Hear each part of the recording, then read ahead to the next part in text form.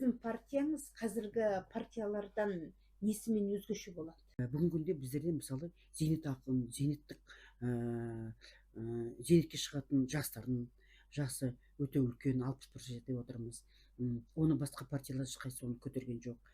Екіншісі, біздер айтып отырмыз, мүгедек аналардың қандай да болса да еңбек өсімін ол міндетті түрде ескерілу керек, және ол еңбек ретінде зерттеліп, оларға міндетті түрде зейнетақы төлену керек дегенді Экологиялық аймақтарда тұратын аналар, егер сіздердің партияларыңызда өзектілігін арттыратын болса, өте жақсы болатын еді. Дұрыс айтасыз, өйткені біз айтып отырмыз ғой, табиғи пайдалы қазбаларымыздың өзінен қаншама мықты өсім түсіп жатыр, яғни пайда болып жатыр. Бірақ дегенмен біздің аналар қоры жоқ.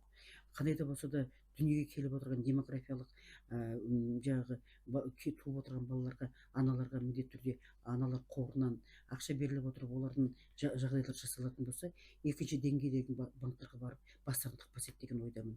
Және жаңа біз айтып отырмыз, экологиялық, яғни табиғаттың ластануына біздер мысалы өте көп барлық аймақтарда десем де болады, әсіресе шығыс Қазақстан аймағында балалардың туып жатқан, мүгедек балалардың туып жатқан.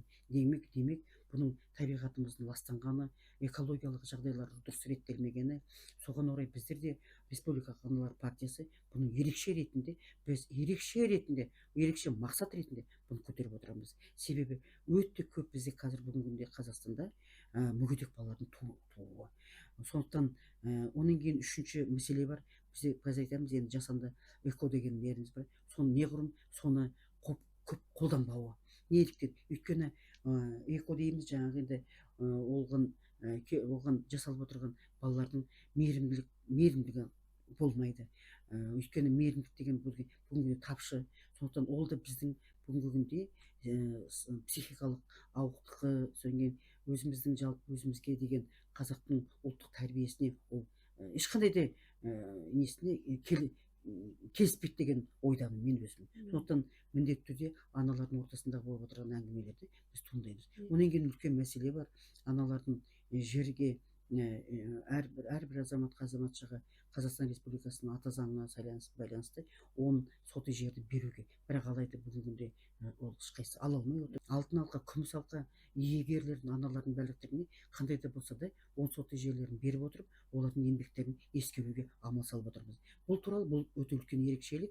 Басқа партиялардың ешқайсысы бұндай амалдарды, бұндай жаңа мақсатты көтерген, жер халықтікі деген тұжырым бар, және ол құқық екен ретінде.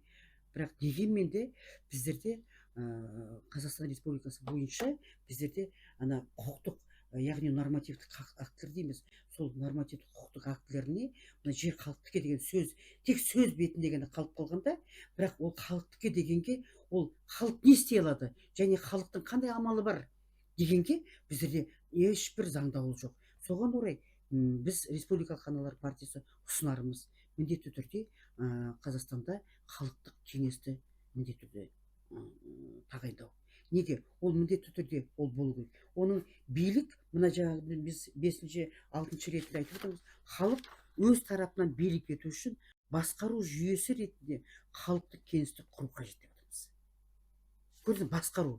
Яғни КСРО кезінде біз айтатын болсақ, жоғарғы кеңесті айтатын болсақ, бүгінгі күнде де бұл жоғарғы кеңес, яғни бірақ басқару кеңесі ретінде. Ол халықтың кеңесті құру қажеттілігі неде? Ол кеңестің жалпы құзыреті неде?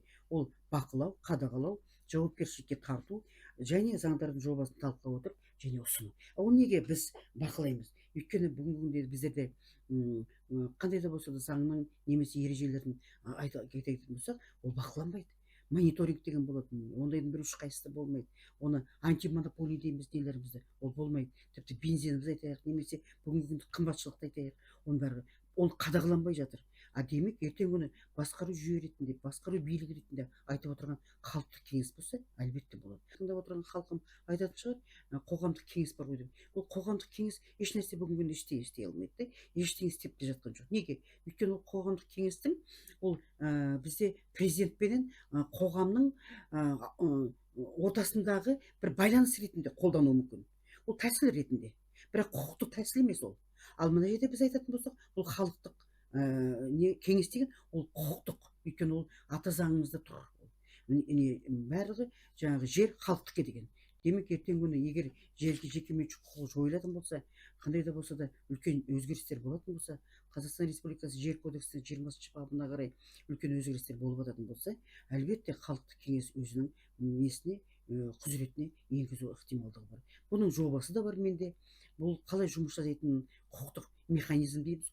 Бүгінгі күнде оның жалпы қоғамға қалай тиімді екендігін және оның қаншалықты оған бүгінгі күнде құзыреттілігі қадағаланатындығын және ол қандай да болса да ол президентке бағына ма жоқ халыққа бағына ма деген амалдар туындау. Енді біздерде бүгін енді Қазақстан Республикасы президентінің айтып отырған бойынша сенаттың әлбетте жойылуы деген, демек мүмкін сенаттың болмауы дегендей сияқты, демек парламенттің өзі ғана мәжіліс парламенті ретінде ғана қалыптасуы дегендей, сонымен орай көп жүйелік партияның өзінің бір құзыретіне ену, жүйе ретінде ену дегендей әңгімелерді жүріп жатыр.